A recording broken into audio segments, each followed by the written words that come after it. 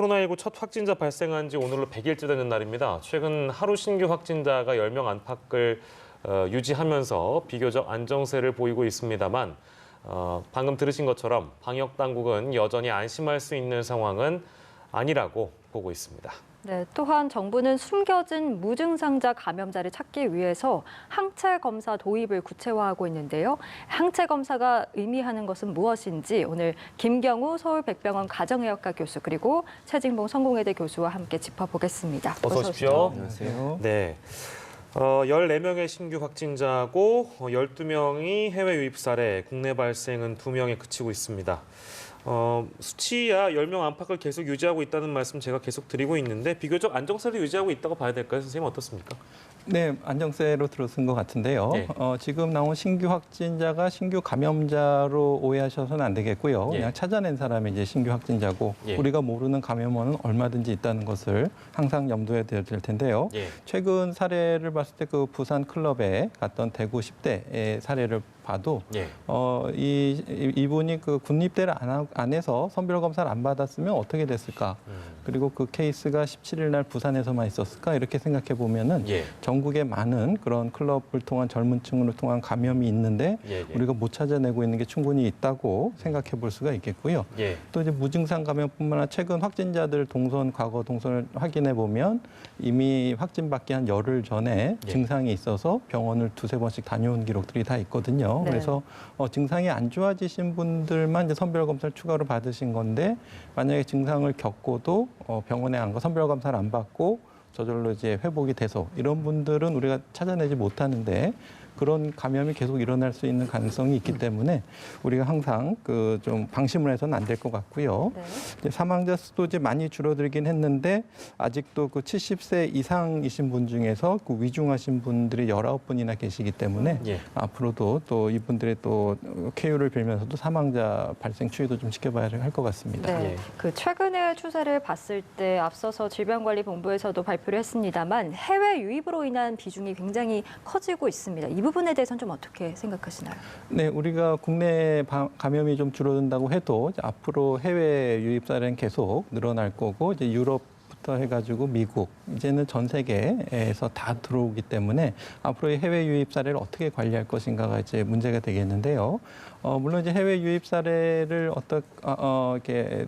감염이 많은 지역에 오는 분들을 차단하면 어떨까 싶지만 그동안 많이 논의된 것처럼 사실 검역법상에서 보건복지부 장관이 법무장관에게 어느 정도 통제를 요청할 수는 있지만 우리 내국민에게는 적용할 수 없는 것으로 법이 되었거든요. 그렇기 때문에 예. 지금 대부분의 해외 유입 사례가 내국인이기 때문에 우리 자국민에 대한 해외 유입 감염 경로를 어떻게 좀 조절할 것인가. 예. 현재 수준처럼 증상이 있으면 검역에서 검사를 하고 또 2주 동안 자가격리를 하는 이러한 방역 지침이 당분간 좀 유지돼야 될 것 같고요. 네. 또 국내 발생 2건 같은 경우에도 이제 이번에는 이제 모두 방역망 내에서 발견된 것으로 알려져 있어서 신규 새로운 어떤 집단에서의 발생은 관찰되지는 않았지만 지난번 있었던 어떤 확인되지 않은 경로들에 대해서도 계속 좀 추적이 필요할 것 같습니다. 예. 처음에 말씀드린 대로 오늘 첫 확진자 발생한 지 100일째 되는 날이라서 정리하는 차원에서 두 분께 좀 같은 질문을 드려보고 싶은데 먼저 최진봉 교수께서는 예. 그 지난 100일간 이렇게 돌이켜보면 물론 지금 상황이 끝난 건 아닙니다. 근데 이제 100일을 저희가 돌아보는 차원에서 질문 드리는 거니까 보시는 시청자분들 오해 없으시길 바라겠고요. 고비가 있었다면 가장 큰 고비는 어떤 거였다고 좀 기억하세요? 우리 국민들 다 기억하시던 2월 18일 날 31번 확진자가 처음 발생한 날입니다. 그때 신천지 대구교회 예. 그리고 청도 대남병원 집단감이 일어났죠. 그때부터 한 차례 한동안 엄청나게 많은 속도로 숫자가 늘어났지 않습니까? 그게 네네. 가장 큰 고비였다고 저는 생각을 해요. 그래서 하루 확진자가 2월 29일까지는 약 909명까지 늘어났거든요. 900명대까지 올라간 적이 있었고 지금 뭐 10명대로 줄어들었지만 네. 그때는 상당히 위험했죠. 위기였다고 보여지고 사실은 그렇게 계속 확진자가 늘어날 때 여러 가지 위기들이 있어요. 예컨대 병상이 부족했잖아요. 예. 그래서 실제 그 확진자들을 병상을 다 확보하다 보니까 치료가 필요한 다른 질병에 걸린 분들이 치료를 못 받는 일이 생겨가지고 뭐 어려움을 겪는 중증으로 발전하는 이런 일도 있었기 때문에 예. 그때 이제 새로 생각해내고 찾아낸 게 생활치료센터 만들겠다. 네. 그래서 코로나19 관련된 분들은 전부 다 생활치료센터에 함께 치료를 받도록 거기에 격리 수용하고 예. 또 병원은 병원대로 병상 확보할 수 있도록 만들어주고 이런 것들이 새로 생겼고요. 또 하나는 이제 그 확진자를 찾아내는 것이 급선무였잖아요. 너무 많이 빨리 확산되다 보니까 가능한 한 빨리 확진자를 찾아내서 격리를 시켜서 사회나 지역사회 감염을 막는 것이 최우선이었는데 처음으로 도입된 게 드라이브스루라는 게 도입이 됐고요. 네. 그다음에 걸어서 가는 도보로에서 가는 거, 그다음에 이렇게 칸막이 부스를 만들어서 다른 그 예를 들면 한 번 검진 받고 나면 다 소독하고 새로 해야 되는데 그러지 않고 바로바로 또 그 검진이 될 수 있도록 하는 이런 시스템 만드는 거. 그래서 저는 그 모든 과정들이 저는 위기였다고 봐요. 특히 31호 확진자 생기고 2월 18일 날 그 청도 대남병원의 집단 감염 이후에 확진자가 엄청나게 빠른 속도로 증가하던 그 시기가 가장 큰 위기 시기였고 네. 그 위기에 약간의 어려움은 있었지만 또 슬기롭게 우리 의료진들이나 아니면 방역 당국의 조치로 이런 뭐 생활치료센터라든지 아니면 드라이브스루라든지 이런 방법을 통해서 또 넘어갔고 그래서 위기는 있었지만 100일을 돌아보면 네. 우리가 다른 나라보다 훨씬 더 선제적으로 다양한 방법을 시도하면서 코로나19 사태를 잘 극복해온 사례가 됐다. 예. 그래서 위기와 그다음에 기회라고 하는 두 가지가 함께 있었다. 이렇게 아마 총평을 할 수 있지 않을까 이렇게 생각이 됩니다. 네. 김경호 선생님 어떻습니까? 네, 전적으로 동의하고요. 예. 예. 거기 조금 더 추가한다면 그 2월 10일에서 15일까지 확진자 0명이 나왔을 때 가장 큰 고비가 아니었나. 그러니까 방심하기 딱 좋은 상황이죠. 예. 예. 그래서 우리가 그런 실수를 또 다시 저지르지 않기 위해서 항상 방심하지 말고 예. 확진자가 0명이 계속 나오더라도 우리가 모르는 지역사회 감염이 어디 퍼지지 않는지 계속 주의 깊게 관찰하고 사회적 거리두기를 소홀해서는 안 되겠습니다. 예, 예, 네, 알겠습니다. 위기는 있었지만 또 잘 대응하고 또 잘 극복해왔던 100일이었다라고 두 분 다 정리를 해주셨는데 일단 정부에서는 이런 고비를 다시는 좀 만들지 않기 위해서 앞으로도 닥쳐올 위기를 좀 차단하기 위해서 좀 노력을 하고 있는 시기입니다. 그래서 최근에 또 항체 검사 도입을 논의하고 있다고 하는데 이게 이제 다른 국가에서는 이 숨겨진 어떤 증상자, 무증상 감염자들을 이제 찾아내기 위해서 좀 도입을 했었고 실제로 좀 그런 감염자가 많은 것으로 파악이 됐었잖아요. 우리나라에서도 이제 이 구체적으로 항체 검사를 하게 된다면 앞으로 좀 방역 효과에는 어느 정도 효과가 있으리라고 보십니까? 뭐 다양한 의견들이 있는 것 같습니다. 그래서 미국 같은 경우에도 지금 확진자들보다 그 항체 검사를 했더니 확진자로 찾아낸 사람이 10배가 이미 감염이 됐다는 네. 걸 이제 찾았는데요. 이제 우리나라도 지금 10,000명의 확진자가 나오고 있지만 우리가 발견 못한 감염자가 어디 있는지 예. 그거를 찾아야 되는데 항체 검사라는 거는 감염 바이러스가 지나갔다라는 정도의 의미밖에 없습니다. 그러니까 예. 우리가 항체 검사를 해서 확진 검사를 안 받았는데 항체가 있다. 이런 경우에는 우리가 과거에 감염이 있었구나. 이제 그 정도는 알 수 있겠지만 그리고 그 우리가 몰랐던 과거 감염이 어느 정도 있었다라는 것 정도는 알 수 있겠는데 네. 그분이 언제 감염됐는지 이런 것들에 대한 추가적인 정보는 없기 때문에 아주 급한 검사는 아닌 것 같고요.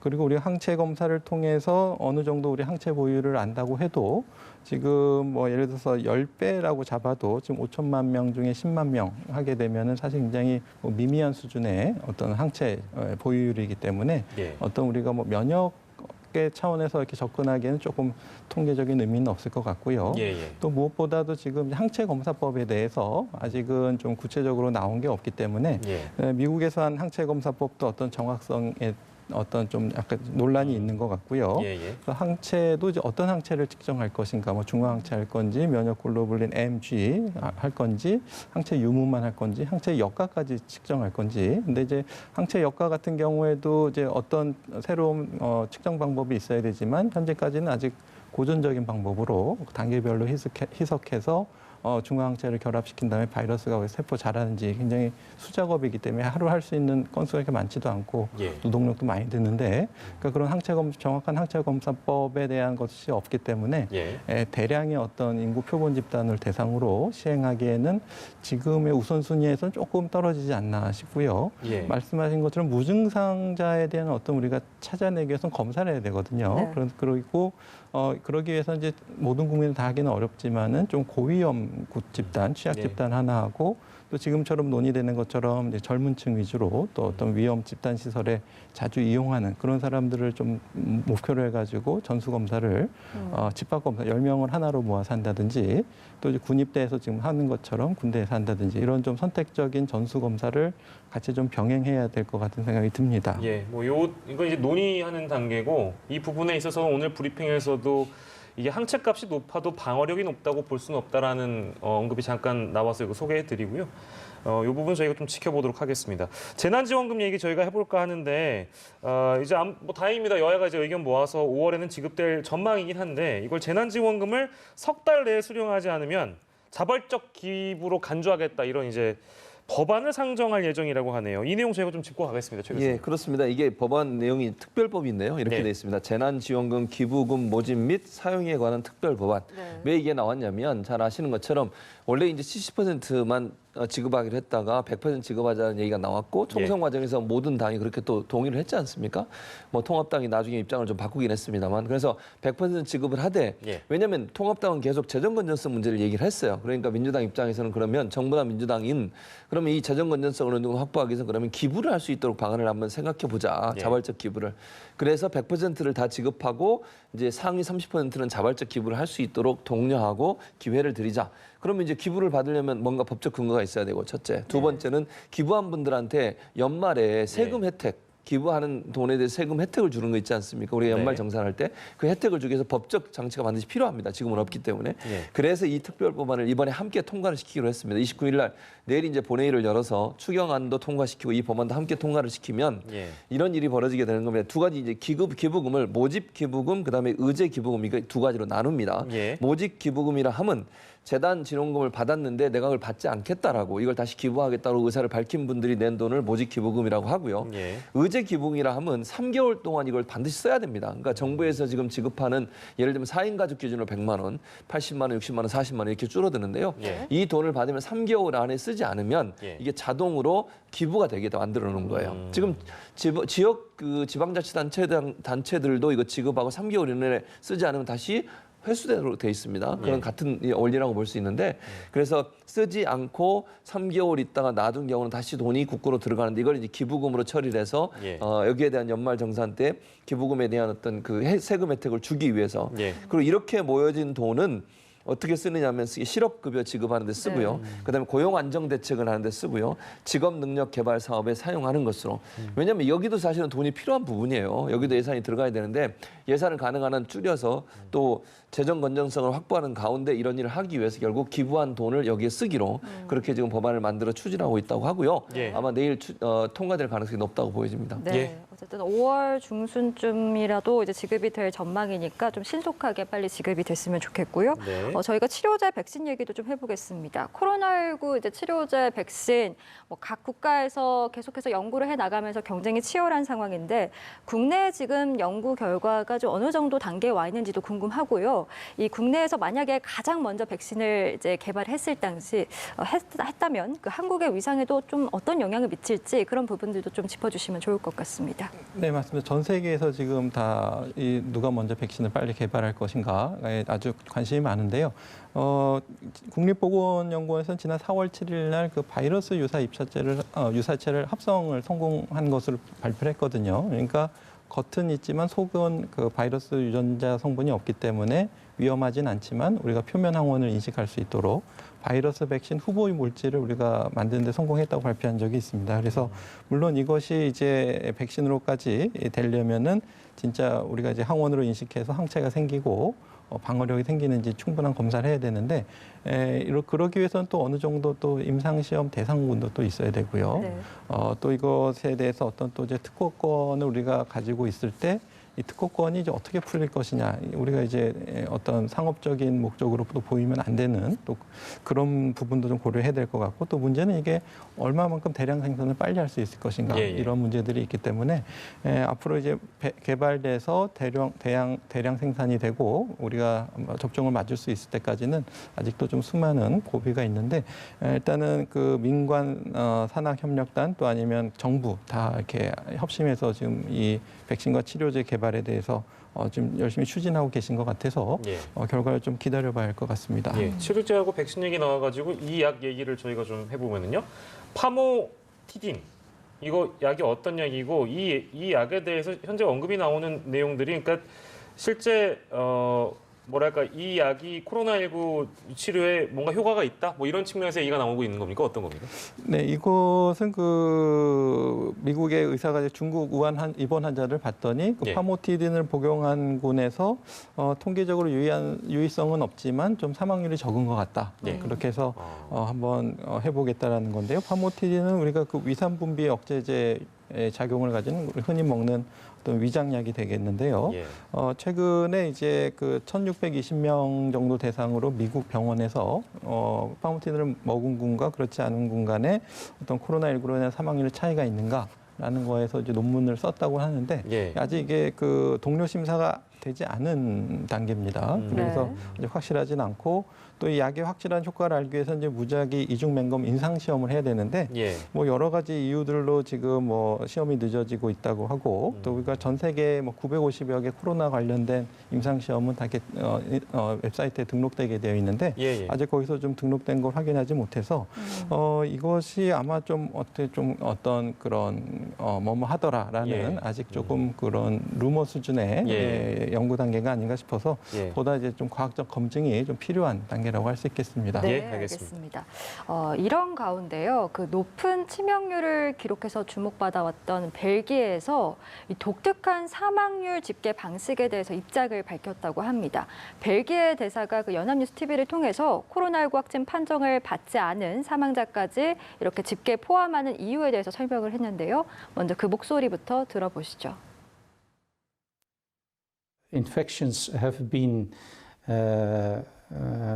found in a home, for instance, and the person has the symptoms of COVID, but even without testing, we think it very probable that that person has died from COVID. So we count them as well, although there could be a death by flu as well, as a common flu. 예, 아무튼 독특한 이 집계 방식이긴 합니다. 그러니까 양성 판정을 받은 사람이 그 코로나19로 인해 사망했을 가능성이 높은 사람들까지 사망자 집계에 포함하고 있다. 그러니까 다른 나라랑 어떤 차이가 있다고 좀 이거 봐야 될까요?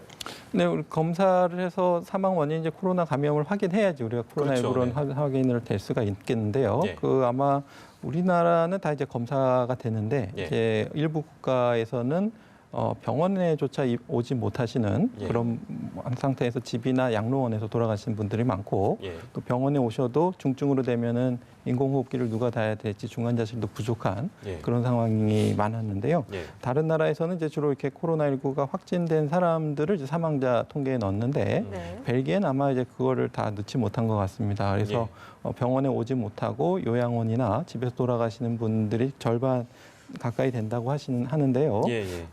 물론 이제 이것이 틀린 건 아니고 요양원에서 물론 다른 원인으로 사망하실 수도 있겠지만 예. 코로나19 유행 기간에 갑작스럽게 사망이 증가한다면 물론 일부 다른 사망도 있겠지만 대부분은 코로나19에 의한 사망으로 볼 수 있겠다고 보는 것도 이제 뭐 틀린 집계는 아닌 것으로 볼 수가 있겠고요. 예.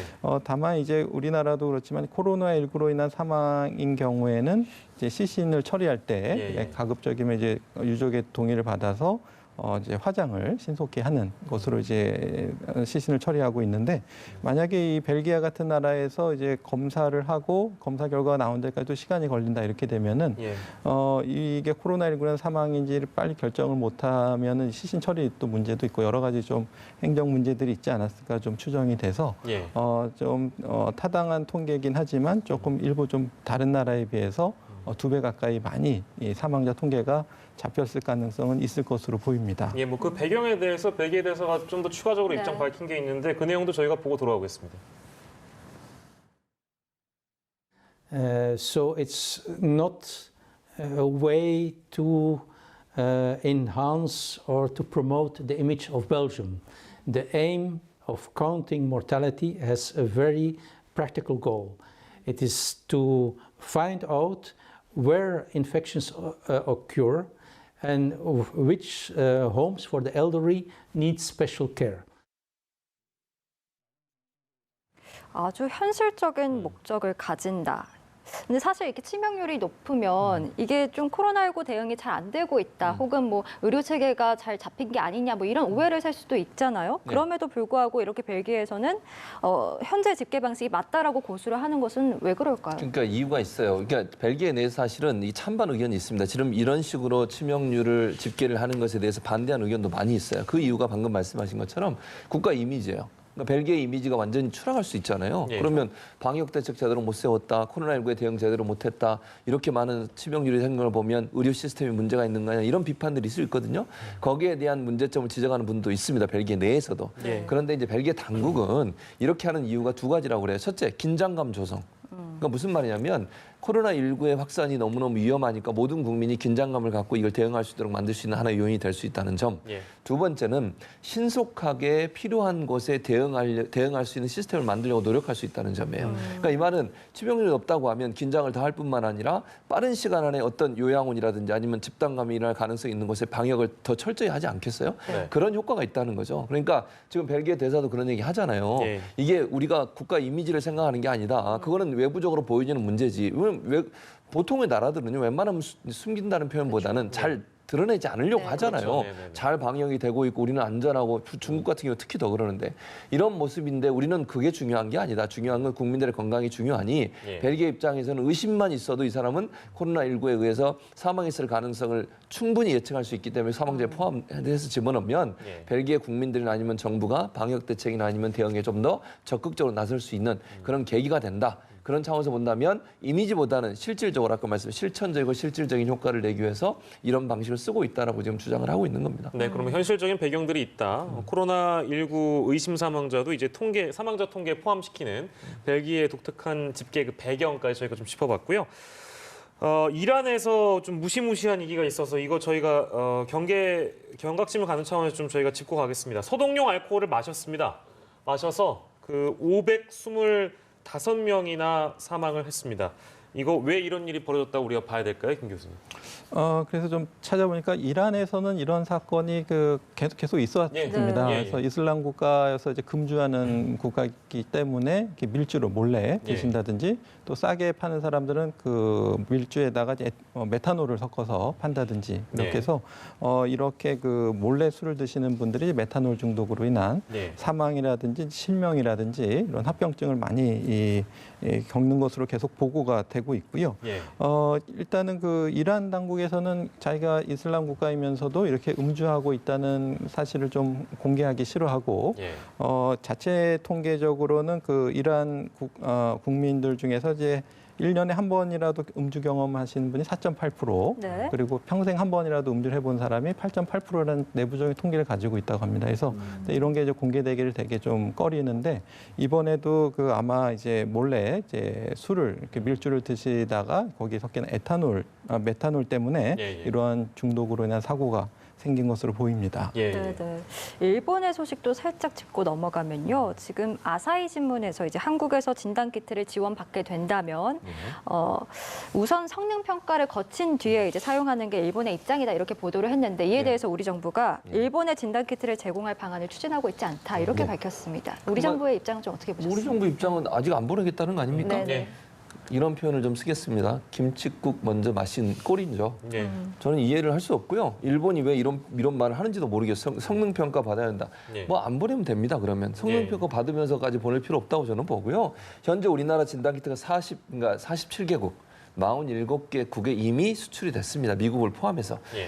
일본보다 훨씬 더 방역이나 아니면 의료 시스템이 잘 된 곳에서도요 다 인정하고 FDA 승인 다 받고 그리고 활용하고 있습니다. 네. 이런 식으로 표현을 하는 것도 저는 이해가 안 되고 물론 뭐 이게 공식 발표인지 아사히 신문의 개인적인 의견인지 모르겠습니다만 예. 자꾸 우리나라에 대해서 이렇게 뭔가 좀 뭐랄까요 좀 격화시키려는 의도를 갖고 하는 게 아닌가 하는 생각이 들어요. 좀 씁쓸하고요. 예. 이런 표현까지 쓸 필요도 없어요. 우리는 아직 일본에 지원하거나 보낼 생각도 아예 없는데 이런 얘기를 왜 선제적으로 보도를 한지도 모르겠어요. 예. 의도를 그냥 제가 개인적으로 판단해서 보면 성능 평가 받아야 한다는 말은 그 성능에 대해서 상당히 의심을 갖고 있다는 말 아니겠습니까? 그렇죠. 그런 나라에 우리가 보낼 이유도 없고요. 예. 뭐 우리나라에 그럴 요청할 필요도 없다는 생각이 듭니다. 그래서 다른 전 세계 국가들이 이미 우리나라의 K 방역이나 K 그 의료 시스템이나 아니면 이런 진단 키트를 다 인정하고 그걸 신속하게 좀 많이 보내달라고 요청하고 있는 상황입니다. 네. 그런 상황에서 일본의 이런 태도는 상당히 좀 뭐 받아들이기도 힘들고요. 예. 또 정확하지도 않은 그런 표현이어서 좀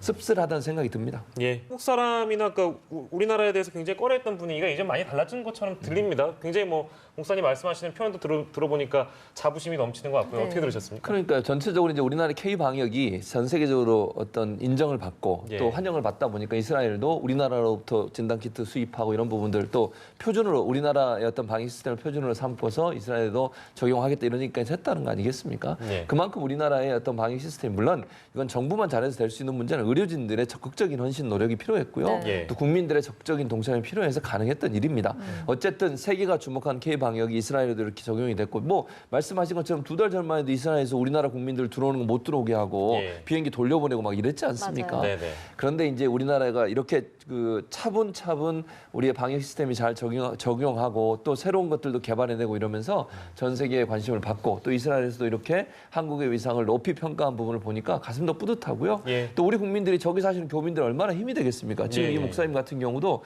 저러니까 가슴이 정말 그 뭐 뜨거워지지 않겠어요? 예. 대한민국 국민이라는 게 자랑스러워질 것이고 예. 그런 부분에 있어서는 참 긍정적인 평가다. 우리 국민의 노력, 또 우리 의료진들의 노력이 결국 좋은 결실을 맺었다 이런 생각이 듭니다. 네. 자, 오늘- 그리고 그 아까 저희가 라마단 기간 그 여쭤보고 왔는데요. 그래도 그 음식을 또 안에서 그 공유하는 그런 문화라는 게 그래도 이게 좀 허용이 되고 그걸 막을 수 없다고 하니까 이런 부분은 그래도 가족 내 감염이 조금 우려되는 부분이 있습니다. 어떻게 들으셨어요? 네, 일단은 그 자가격리령 상태에서 어떤 같은 가족끼리 내에서 이렇게 가족 단위로 하는 것은 큰 문제는 없을 걸로 생각이 되고 물론 이제 여러 명이 이제 한꺼번에 모이는 건 위험하겠지만 그래서 예. 아마 야외에서 소규모 가족 단위로 이렇게 행사하는 것 자체는 그래도 아직은 괜찮지 않을까 생각이 예. 됩니다. 네네. 네, 알겠습니다. 오늘 김경우 서울백병원 가정의학과 교수 그리고 최진봉 성공회대 교수와 함께 짚어봤습니다. 오늘 말씀 고맙습니다. 고맙습니다. 네, 감사합니다.